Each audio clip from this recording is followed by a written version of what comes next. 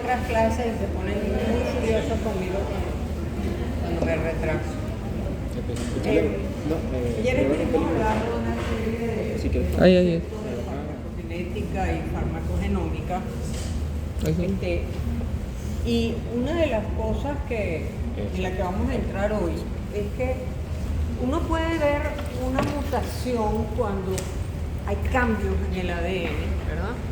Hay cambios, por ejemplo, porque se perdió un par de bases, que eso se llama una mutación por deleción, o puede haber una mutación porque se introdujo unas bases que no les correspondía meterse en esa cadena. Es una equivocación en un proceso generalmente de reproducción celular. Y todo eso implica que hay una modificación en el material genético per se. Lo que vamos a hablar ahora es la epigenética, que es las variaciones que ocurren, pero no por modificar estructuralmente el ADN, pero que sin embargo aparecen en la siguiente generación. A eso se le llama epigenética, que quiere decir básicamente algo que está a la par o al lado o paralelo con la genética. Entonces vamos a hablar un poquito de epigenética. Ay, yo estoy creyendo que ustedes saben que los cromosomas no son sino una cadena continua de ADN que están ahí enrolladitos, que constituyen una cantidad de millones de pares de bases agrupados en estructuras secuenciales que se llaman genes, y a la totalidad de los genes de un ser viviente se le llama su genoma. Esto es repaso de medicina de primer año, así que voy a ir rapidito. Pero ustedes pueden ver aquí, está una célula, todo lo que tiene adentro de cromosomas, todos los cromosomas juntos constituyen el genoma de esa especie, sea cual sea. Y entonces esa está formada por cromosomas que a su vez están formados por enrollados de ADN. Y esos genes que constituyen el ADN que está enrollado dentro del núcleo de una célula es lo que puede ser modificado epigenéticamente. ¿Se acuerdan que tenemos una doble cadena enrollada en forma de hélice? Que tenemos adenina, timina, guanina y citosina, pero hay restricciones en la unión. Adenina no puede unirse sino a timina, guanina no puede unirse sino a citosina, y de esa unión específica depende lo que es nuestro mensaje genético que le estamos transmitiendo a nuestros descendientes.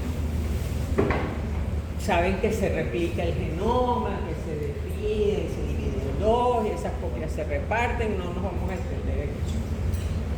Se estima que el genoma humano está constituido por 3.000 millones de pares de bases, unos cuanticos, ¿no?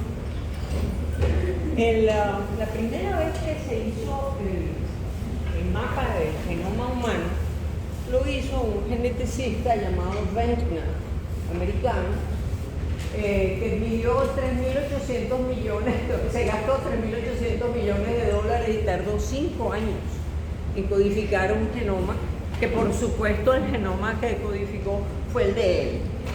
Pobrecito, él tenía un ego chiquitico, así modesto, humilde.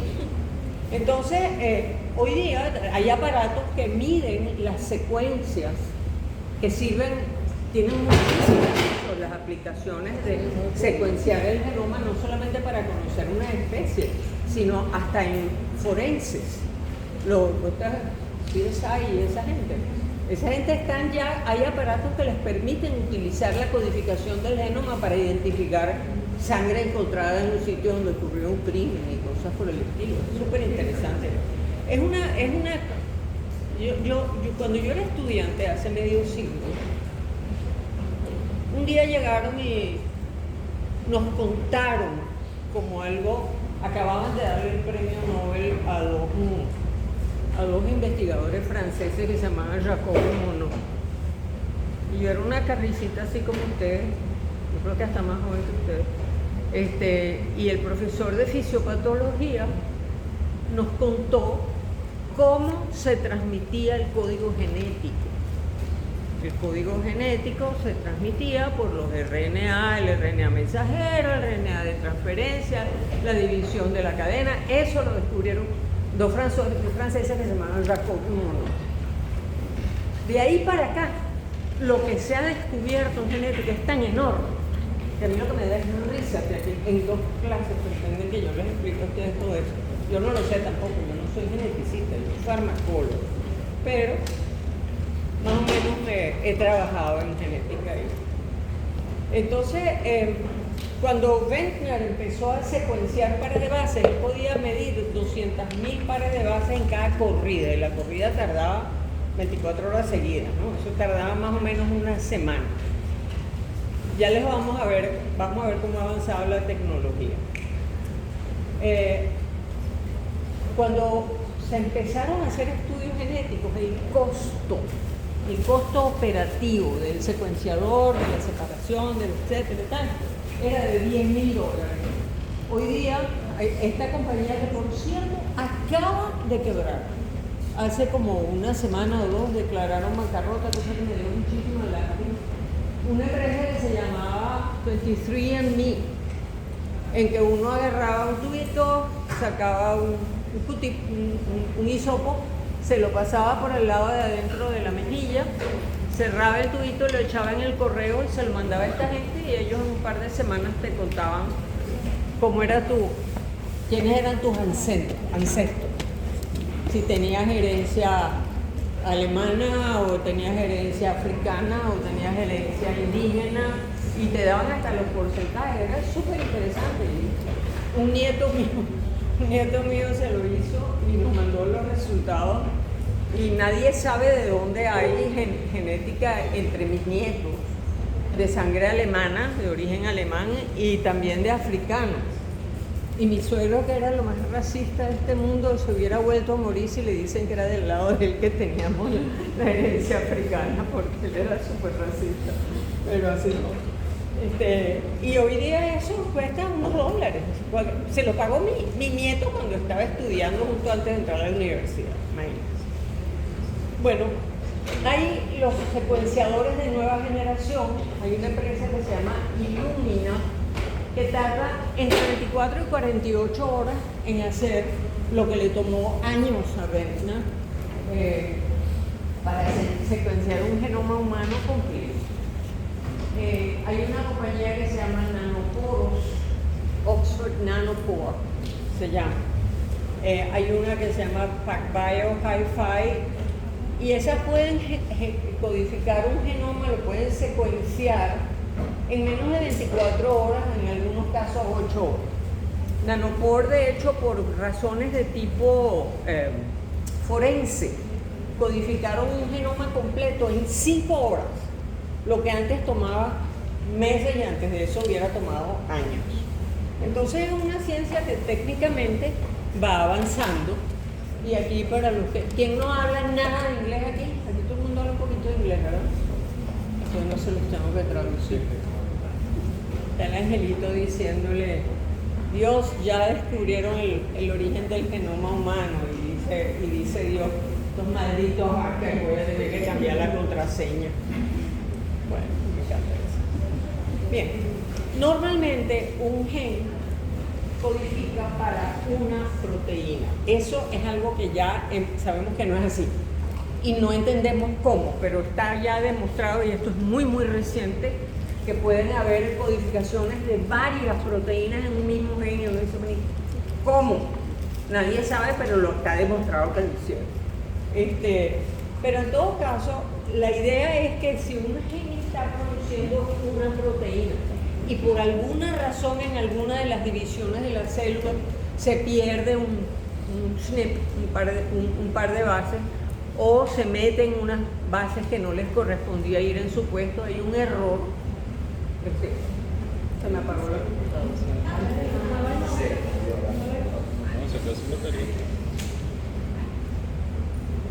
Vete a la casa para que hables así. Ah, es que no le pusiste casa. Se descargó la batería, lo cual les cuenta lo nueva que es esa batería. Bueno, mientras tanto les voy comentando. Si hay un error genético en una transcripción, en una división celular, y aparece una mutación, eso va a causar un trastorno horrendo en la secuencia. Cuando se vaya a sintetizar la proteína en el ribosoma, que viene el mensaje que se copió el gen.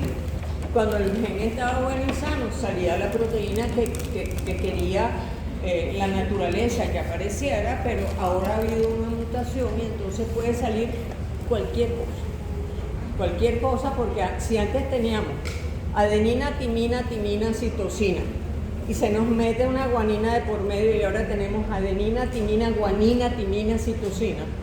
Entonces acuérdense que la transmisión proteica para la síntesis proteica es 3 pares de bases, 3 bases codifican con el RNA de transferencia y entonces aparece una secuencia, y la secuencia era originalmente A, adenina, timina y timina, ATT. Pero una vez que se insertó esa guanina, ahora va a ser ATG, y eso puede salir cualquier cosa, que no sabemos qué es.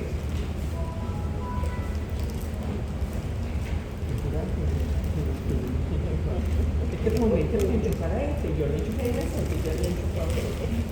entonces, esas son las cosas que explican muchas de las enfermedades genéticas. Hay anomalías de la hemoglobina, por ejemplo, en que hay un par de bases asomado donde no debe, y eso le trae como consecuencia al muchachito que nació con ese par de bases cambiado toda una vida de hemorragias, de problemas, de trombosis, bueno. Ahora que tenemos, eso va a ser para el final de la clase, pero ahora tenemos las técnicas genéticas para cortar esa base que se metió, sacarla y curar enfermedades que antes no eran curables.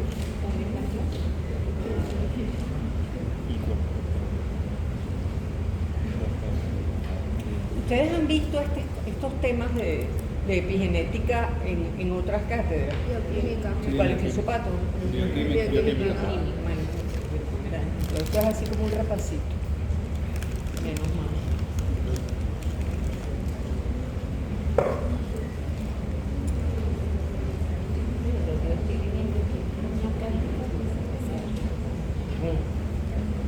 Yo creía que esa la hacía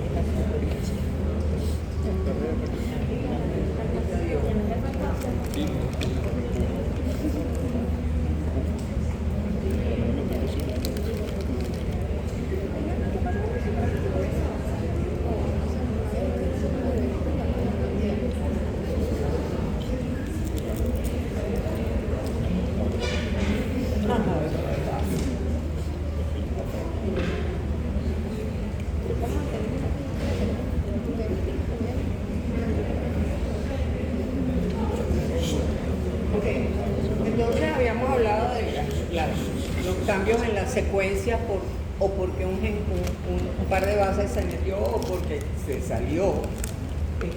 Pero hay cosas que yo recuerdo, lo que pasa es que hace tantos años, pero cuando a mí me hablaron de ácidos nucleicos, me dieron una cantidad de cosas que son mentiras. Y unas cosas que me la debían haber dicho no me la dijeron. En mi época no se sabía cuál era el papel de las histonas. Se sabía que había histonas, pero no se sabía para qué servían. Pero la verdad es que es como lógico, ¿no? Si esta es una proteína que tiene carga positiva y el ácido nucleico tiene carga negativa, de otra forma, si no hubieran las histonas para que alrededor de ellas se neutralizara, se desarrollara el ADN y se neutralizaran las cargas, sería imposible que a un núcleo le cupiera los metros y metros y metros de ADN que están dentro de un núcleo de una célula. Entonces, las histonas hoy día sabemos que ellas son las controladoras de cómo se lleva a cabo la cuestión de la transmisión del mensaje genético. Entonces, básicamente, el ADN se enrolla alrededor de un grupo de 8 proteínas histonas que están clasificadas en varios con estas letras, H2A, H2B, H3 y H4. Hay 8 en cada vuelta que se enrosca alrededor de ADN. Y esa neutralización es indispensable, es indispensable. Si no tuviéramos histonas, el ADN se desenrollaría y se vería como después que un gatico juega con un rollo de estambre y se vuelve el rollo de estambre que era así acomodadito, se vuelve un bollo de este tamaño por culpa del gato. Bueno, igualito se pondría el ADN si se le permitiera. No puede haber control del ADN si no hay histonas presentes, no puede haber control de lo que estamos haciendo para poder genético. La unidad histonas con ADN se llama un nucleosoma y hay varios tipos de reacciones que interfieren o que participan de esta unión, como por ejemplo la acetilación y la metilación, que son los dos más importantes cuantitativamente, pero hay otras más, ubiquinación y esta. Entonces,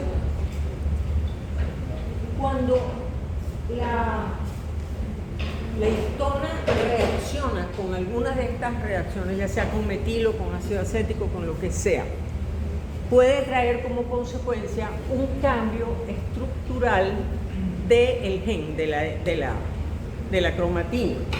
Y entonces vamos a nos hemos dado cuenta de que cuando uno hace una microscopía electrónica de un gen,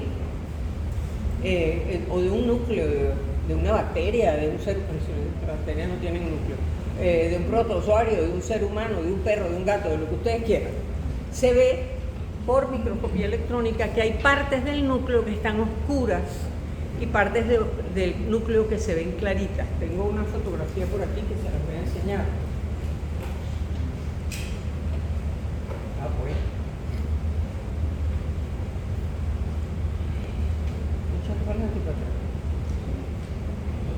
Miren, ustedes ven aquí este núcleo y ven que tiene unas partes que están completamente blancas y partes que están completamente oscuras.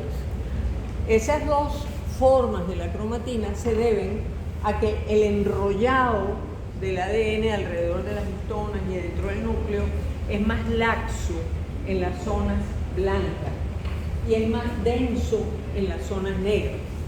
Si el ADN está muy enrollado, muy apretadito, pues será muy difícil, ¿verdad?, que se pueda copiar una parte de ese mensaje genético y que se pueda, para transmitirlo, para que haya una división celular o algo por el estilo. Entonces, lo que pensamos hasta el momento presente es que la zona clara en el núcleo de cromatina, que se llaman eucromatina, son las que están activamente transmitiendo mensajes, que están sintetizando proteínas o van a entrar a dividirse. Y las zonas que están súper enrolladas, apretaditas, muy apretadas, y que se ven, por esa razón, se ven de color negro en la microscopía electrónica, se llaman heterocromatina y están, digamos que, vacías.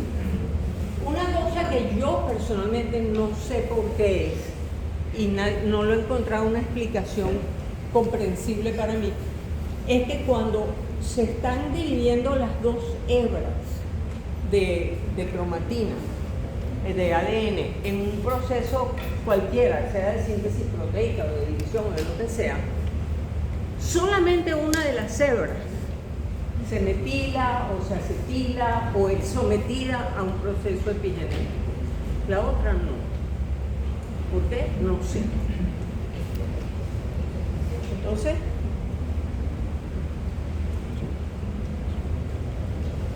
hasta ahora, cuantitativamente, lo que más se conoce y lo que se piensa que es más importante es la metilación de las histonas y la unión de los radicales metilo a las citocinas en los dobletes de citosina con guanina.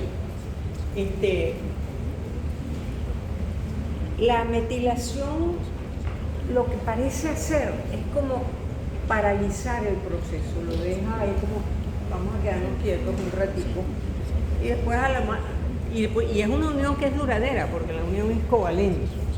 Entonces esa es digamos, lo que hoy día la gente que le gusta la medicina natural se la pasan hablando, pero algo de razón deben tener sobre, por ejemplo, los alimentos que interfieren con la metilación de los ácidos nucleicos.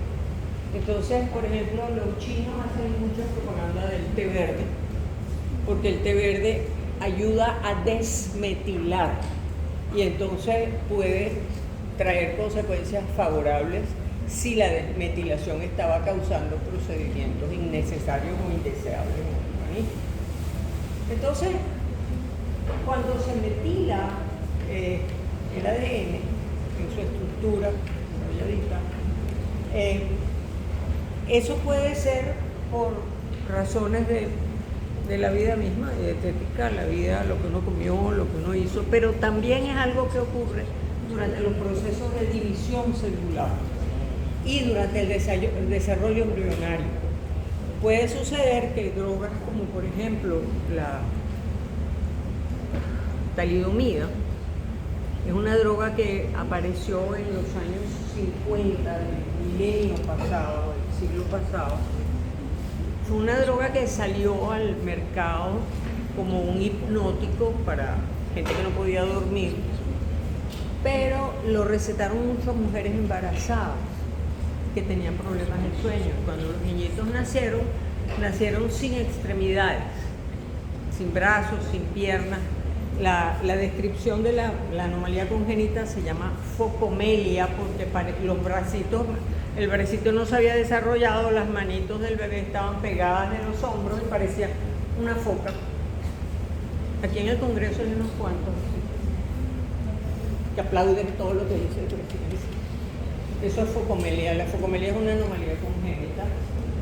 Y se sabe hoy día que lo que sucede con la focomelia es que no se desarrollan los vasos, la angiogénesis del embrión en las primeras semanas, en los primeros 2 meses del desarrollo embrionario, se impide el mecanismo por el cual se producen los vasos que van, ¿se acuerdan? La mórula, el desarrollo, cuando empiezan a formarse las extremidades, eso se bloquea por culpa de la talidomida y el niño nace sin extremidades. Pero ¿cómo lo hace talidomida? Aparentemente es un proceso epigenético a nivel de la formación de los vasos, o sea, el primer paso es a nivel del ADN y aparece la bueno, la impronta no es sino la transmisión de los caracteres genéticos.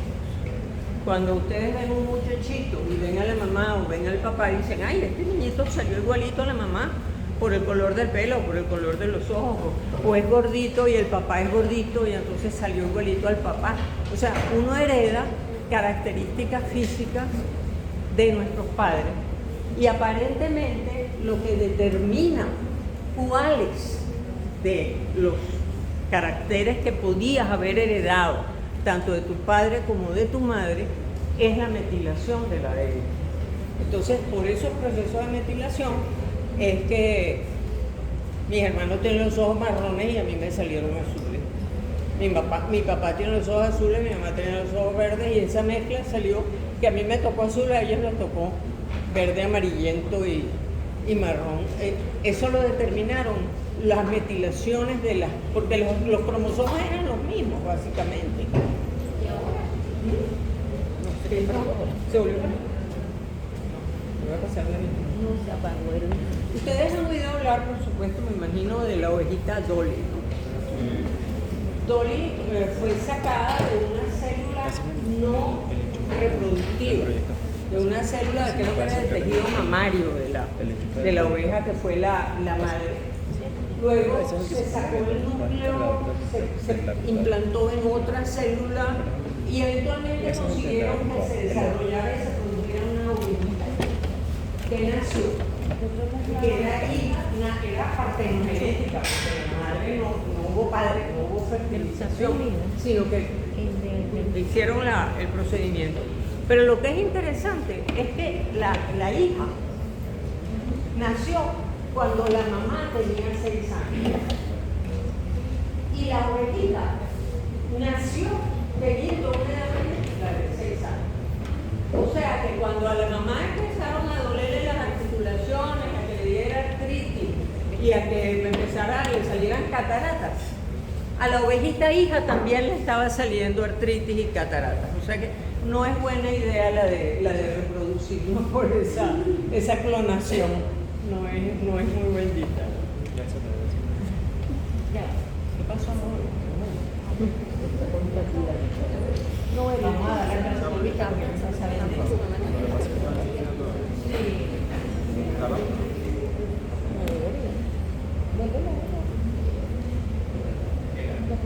no, ya no. Entonces le tengo que apagar y volverla a prender y volverla a utilizar. Vamos a ver. Con este le digo, yo creo que esa regleta no. ¿Qué otra fuente de energía?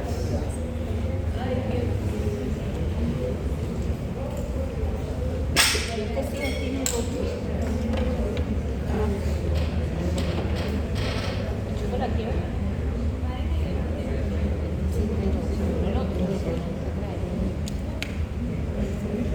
Ahora sí se olvida. El equipo sí se quedó titilando. Pero para mí que sí. No, pero el equipo está bien enchufado. Aquí está encendido. Lo que pasa es que... Porque ya abrió la Pero placa. tenemos que volver a empezar a apagar la computadora, prender esto. Pero, espérate. Además, ya está el ventilador funcionando. Sí.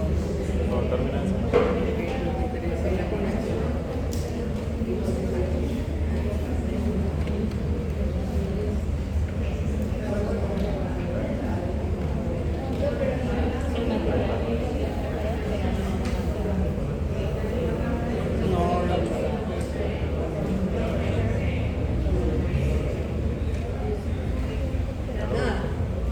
Se queda titilando el plato. No, pero no es la computadora. La computadora está bien. Pero es que lo que no se está conectando. No, no, no se está conectando. No prende, no prende. Está titilando. Y ya el ventilador está funcionando. Ahí está. Por ¿Será acá. que tal vez aprendería a apagarse? Ya el equipo está encendiendo. El equipo está soplando.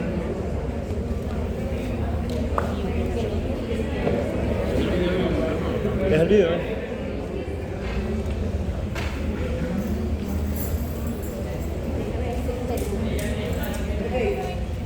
Rapidito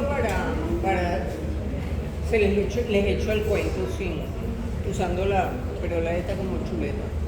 Básicamente se tomaron 2 ovejas de 2 razas diferentes. Una raza era la cara negra escocesa y de esa sacaron una célula a la cual le sacaron el núcleo, y la otra era de algunas que se llaman Dorset, ¿sabes? Se llama Finn Dorset, que fue la que donó, esa es la verdadera mamá de Dolly. Le sacaron el núcleo y entonces ese núcleo con sus 46 yo no sé cuántos cromosomas tiene una oveja. Vamos a decir que son 40, entonces tenían los 40 cromosomas de la mamá. Lo pasaron al núcleo de la otra oveja de manera que no hubiera las restricciones que hay en una célula normal y corriente, que no es dedicada a la reproducción, para impedir que el núcleo se divida por meiosis. Total que lo que pasó fue que a esa célula lograron que se dividiera, que se formara su blastocito y que se formara un feto y se formara una ovejita que nació. Pero esa ovejita nació de un núcleo de una célula somática. Y entonces ya tenía sus cromosomas completos porque tenía el juego del papá y de la mamá. Y llegó. Esta fue la que cargó el embarazo, pero no es la madre biológica, sino es de esta raza. Pero el núcleo provino de esta otra. Y esta otra tenía 6 años cuando nació Dolly. Y Dolly nació con una edad, genéticamente hablando, de 6 años. Y vivió lo mismo que la madre. La madre murió y al poco tiempo, de vieja, y al poco tiempo Dolly también se murió de vieja. Pero eso es clonación. ¿Ah? Eso se llama clonación. Clonar es tú sacar a un animal completo de otro animal sin que haya habido fertilización ni una relación sexual de padre y madre y meiosis. Entonces eso es una clonación. Entonces, estrictamente hablando es una clonación. Pero eso fue una sensación, ustedes no se imaginan. Yo estaba estudiando en Inglaterra cuando el país se paralizó. Y todos los líderes religiosos pronunciándose que eso era pecado, que eso no se podía hacer, que yo no sé qué era. Ahora tenemos niñitos. En todo caso, básicamente, ¿qué es la epigenética? Es la herencia de patrones de expresión genética que no están determinados por la secuencia de genes de los pares de base, pues, de cada individuo, sino por factores externos que pueden actuar sobre él. Los genes entonces se van a expresar o no según lo que suceda epigenéticamente en su entorno. Puede haber tanto la metilación del ADN como de las histonas, por la forma de la cromatina. Una cosa bien interesante con esto de la eucromatina y la heterocromatina es que en un determinado momento, en una parte del núcleo, se puede observar que una zona que estaba negra se empieza a poner blanca. Y eso quiere decir que esos genes que están ahí en esa parte se están activando. Pero entonces eso es como cuando uno, ¿qué ejemplo se me ocurriría? Cuando tenemos un factor en que se va como haciendo una secuencia, que se puso blanca una zona y entonces todas las zonas alrededor empiezan a ponerse blancas, empiezan a ponerse blancas, empiezan a ponerse blancas.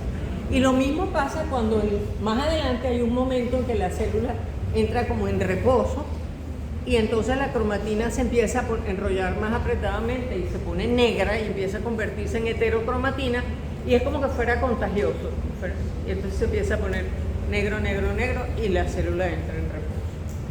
Este personaje, Yeer, es un doctor de genética en Barcelona. Léanse los artículos de él. Son viejos, pero son extraordinariamente buenos. Él define epigenética entonces como el estudio de los factores no genéticos que intervienen en la determinación de la ontogenia, o sea, de la manifestación o desarrollo de un organismo desde óvulo fertilizado hasta su senescencia, pasando por supuesto por la forma adulta. Es la regulación heredable de la expresión genética sin cambios en la secuencia de los nucleótidos. O sea, es producir una modificación genética importante sin haber alterado los pares de bases que constituyen nuestro genoma, o de quien sea que lo estén estudiando. El epigenoma lo que estudia es cuáles son los cambios alrededor del ADN que determinan que se exprese o se inhiba y cuál es la relación de esos cambios con las enfermedades, particularmente con el cáncer, porque el cáncer, como todos sabemos, es una reproducción descontrolada de células. ¿Cuáles son los mecanismos epigenéticos entonces? Yo no quiero que se lo aprendan, nada más que para que vean que hay muchas. Puede haber organización de la cromatina, puede ser metilación específica del ADN, pueden silenciarse elementos que se encuentran repetidos, la impronta genómica, la inactivación de un cromosoma X. Todos esos son factores que cuando la célula es obligada a tomar uno de esos pasos, eso es un mecanismo epigenético. ¿Perdón? Y la referencia es venezolana. ¿Cuál? ¿La de Yeer? No, esta sí, porque estos son una gente si no me equivoco, de la Universidad de los Andes. Ahí está. Estos son dos enlaces citosina-guanina que están metilados. Cuando eso sucede, y esa es una unión covalente que perdura, si el ADN trata de separarse, cuando llegue aquí no va a tener la posibilidad de separarse y entonces lo que sea que se estaba haciendo en ese ADN, porque se estaba codificando en ese ADN, no se va a manifestar, porque la cuestión está ¿Cómo podemos nosotros interferir con esto?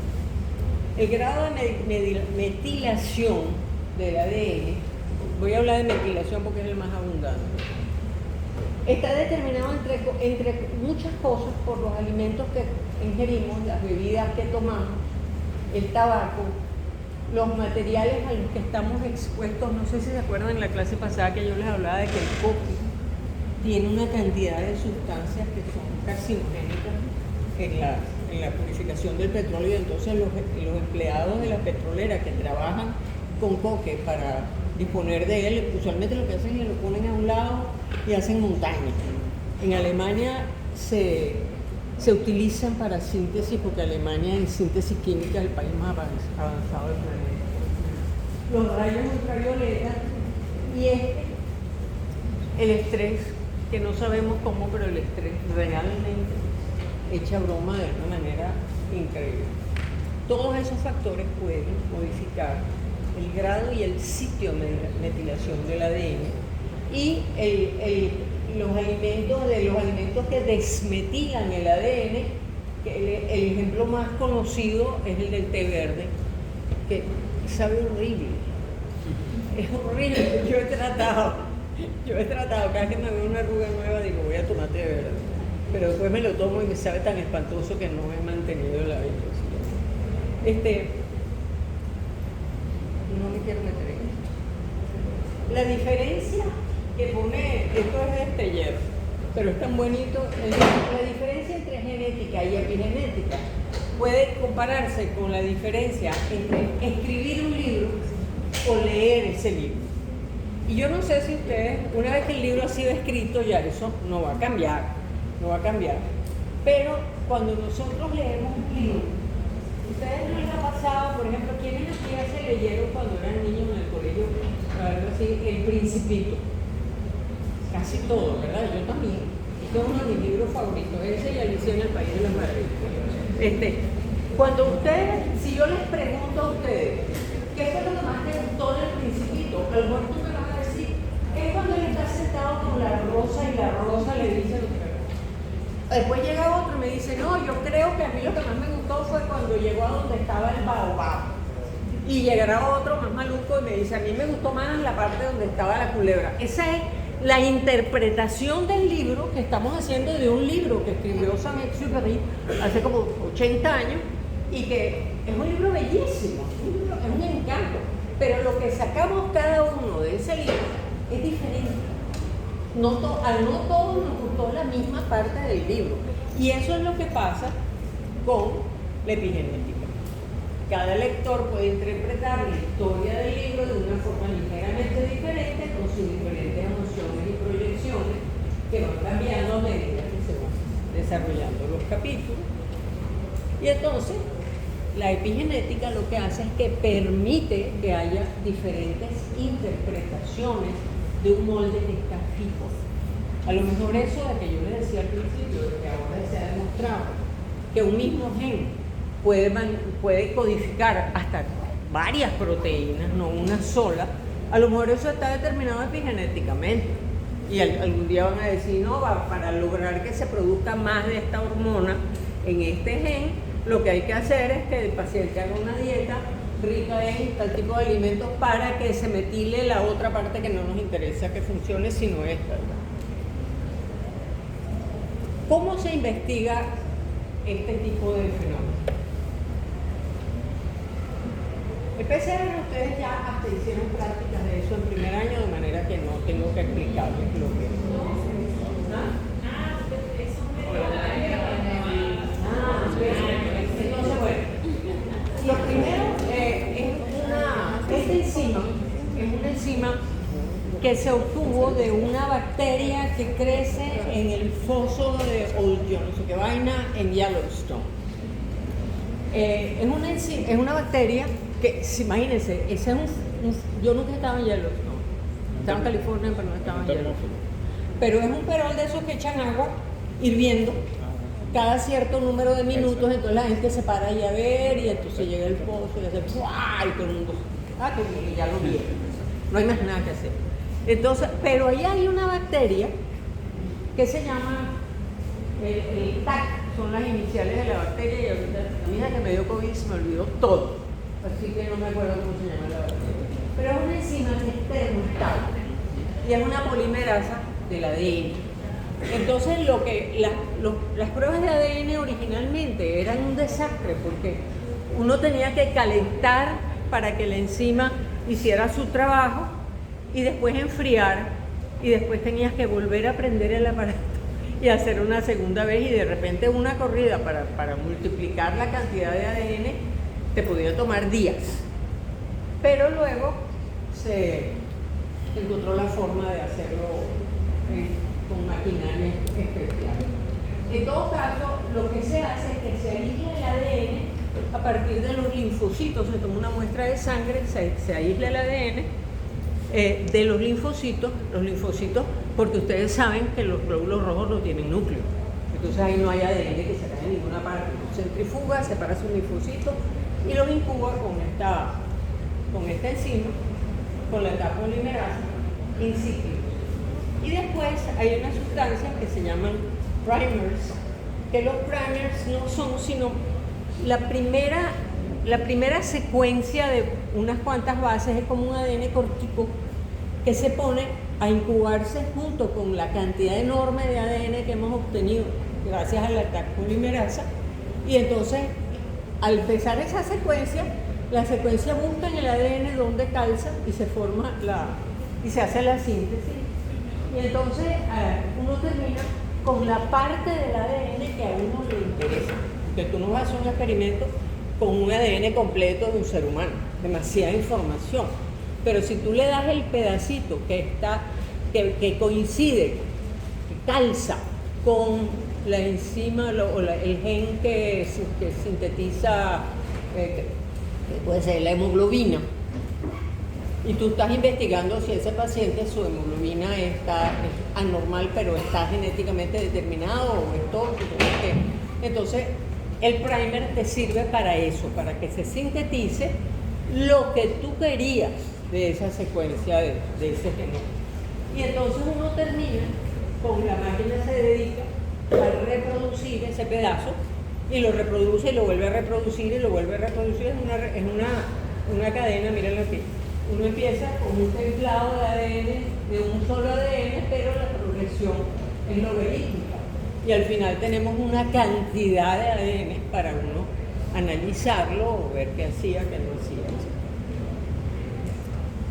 En el año, hace 5 años, le dieron el premio Nobel a estas dos niñas, Emmanuelle Charpentier y Jennifer Doudna, debe ser libanesa por el apellido, que suena árabe, pero la otra, y son americanas, se ganaron el premio por desarrollar un método para estudiar genética que se llama CRISPR. Están las dos chicas, son dos mujeres bien jóvenes. A mí me encanta que hayan ganado el premio Nobel, dos chamas, me parece buenísimo. Ellas lo que hicieron fue un procedimiento súper interesante. Ellas buscaron una guía, que la llaman ellos ARN, que por guía, que está diseñada para que reconozca una secuencia determinada de ADN en un gen, en un cromosoma, en un animal o en un cultivo. Una vez que ellas obtienen el sitio, se fija ahí el ARN guía, hay una enzima que fue aislada de unas bacterias que se llama Cas9. La enzima Cas9 no la tenemos los seres humanos, lo tienen las bacterias, y las bacterias las usan para defenderse de los bacteriófagos, que son un tipo de virus que ataca a las bacterias. Y entonces la bacteria lo que hace es que con esta enzima Cas9 le corta un pedazo al virus del bacteriófago, y el virus del bacteriófago queda inactivado y la bacteria sobrevive. Entonces esa enzima, ellas lo que hicieron fue utilizarla como si fueran unas tijeritas que iban a recortar un pedacito del ADN y entonces te da la opción de reparar el ADN. Eso no lo habíamos tenido nunca. Eso es algo que estamos teniendo ahora como secuela del descubrimiento de estas mujeres. Ellas llegaron hasta aquí. Ya hay sistemas de estudios de ADN en los cuales ya está señalado si la tijera de Cas9 va a recortar un pedacito de aquí a aquí, ya tienen sintetizado el genoma, las pares de base de aquí a aquí, pero con la base que estaba mal corregida. Y entonces ya se puede, y esto ya se está haciendo, cortar la parte dañada del ADN con la Cas9 y meter entonces el pedazo que estaba fallo, meterlo ya corregido. Y entonces esto lo que quiere decir es que posiblemente estamos a las puertas de un futuro con enfermedades genéticas curables. No ha salido todo como se esperaba. Han habido reacciones de tratamientos que no han funcionado. Yo estoy a la espera, y esto es algo personal mío, de qué va a pasar con un primito mío, hijo de una prima hermana mía que nació con retinitis pigmentosa, retinopatía pigmentaria la llaman ahora. Y el muchachito está esperando, pero ya tiene 25 años. Él entró en un programa de investigación hace 20 años en un hospital en los Estados Unidos, donde están fabricándole el ADN que le falta, corregido, y es un perrito el que le va a donar el ADN a él.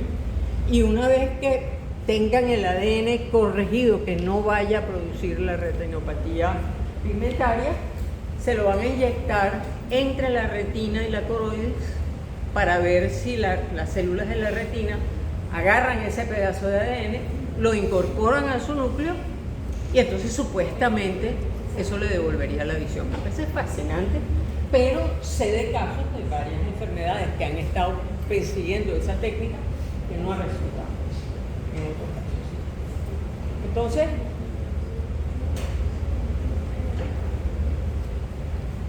esto se lo pueden leer y es básicamente lo que les acabo de decir.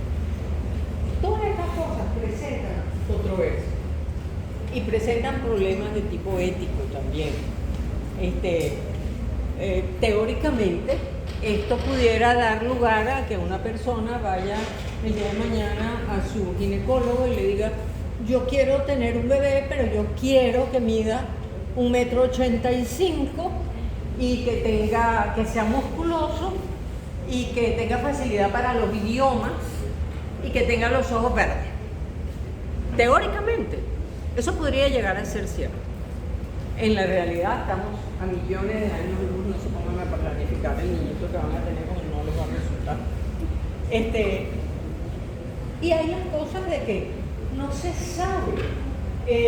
CRISPR la enzima Cas9 viene y corta un pedacito, pero una de las cosas que hemos visto es que los genes tienen estaciones que son una secuencia de 3 o 4 bases que son como diciendo hasta aquí, y entonces viene un gen diferente. Como todo eso está enrollado en una sola cadena, entonces pudiera suceder que por equivocación las tijeritas cortaran donde no es y entonces saliera algo que no era lo que tú esperabas, o que no te corrigió el defecto, sino que más bien lo multiplicó.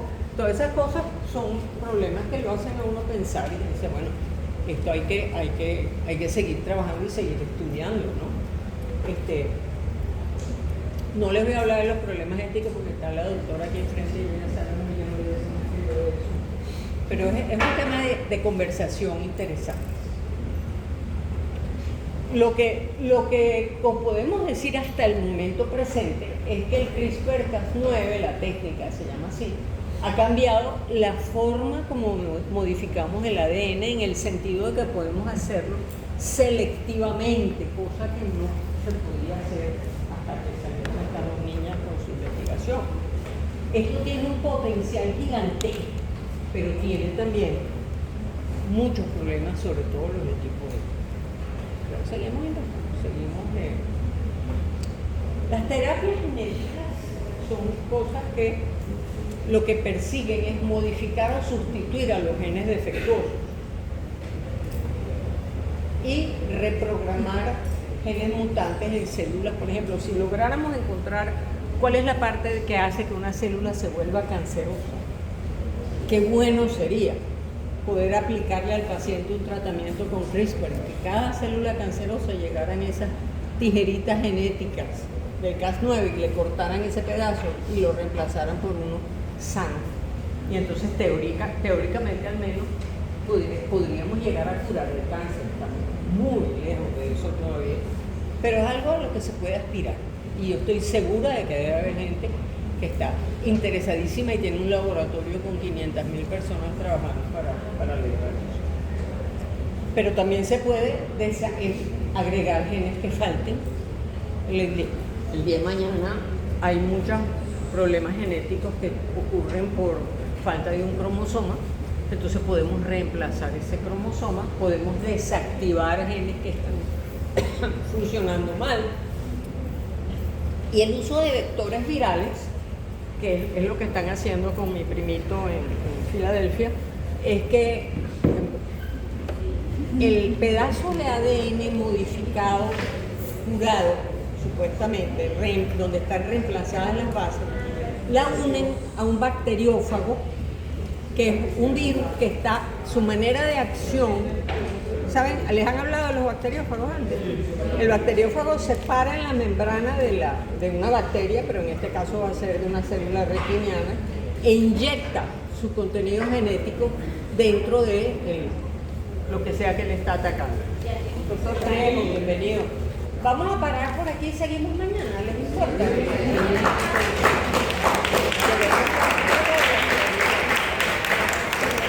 Ay, se cayó un... Sí, ya lo vi.